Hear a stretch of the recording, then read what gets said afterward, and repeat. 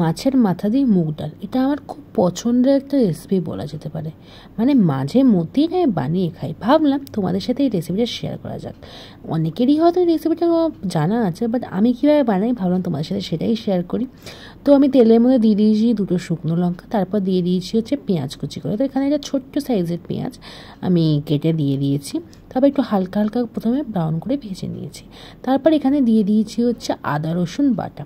তো আদা রসুন বাটা দিয়ে দেওয়ার পর হালকা একটু নাড়িয়ে নিয়ে এখানে কিছু মশলা অ্যাড করবো। মশলার মধ্যে দেবো হচ্ছে 2 চামচ হলুদ গুঁড়ো, 1 চামচ লঙ্কা গুঁড়ো আর 2 চামচ ধনে জিরে গুঁড়ো।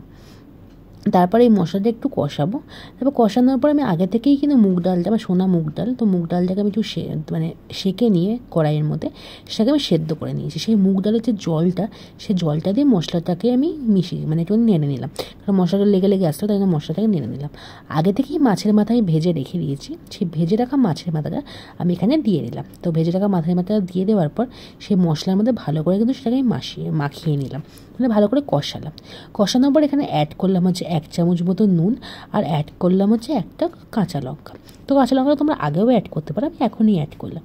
তো অ্যাড করার পর এখানে আমি মানে ডালের জলটাই ইউজ করবো, যে ডাল সেদ্ধর সময় যে জলটা আমি ইউজ করেছি সেই জলটাই দিলাম, যাতে মশলাটা আমি একটু ভালো করে বেশ কষাতে পারি। মশলাটা বেশ অনেকক্ষণ কষা কষা হয়ে যাওয়ার পর সেই ডালটা আমি দিয়ে দেবো। তো ডালটা দিয়ে দেওয়ার পর ডালটাকে আবার ভালো করে অনেকক্ষণ ধরে কষাবো, যাতে জলটা অনেকটা শুকিয়ে যায়। তারপর জলটা যখন অনেকটা শুকিয়ে যাবে, তারপরে এবার ডালের যতটা ডাল প্রয়োজন সে আমি 2 কাপ মতন জল এখানে আমি অ্যাড করেছি। তারপর জলটা অ্যাড করার পর ভালো করে ফুটিয়ে নেব। এবার ফুটিয়ে নেবার পর এখানে আমি কিন্তু অ্যাড করেছি একটু জ্যাগরি পাউডার, তোমরা চিনিও অ্যাড করতে পারো। আমি একটু জ্যাগরি পাউডার অ্যাড করেছি।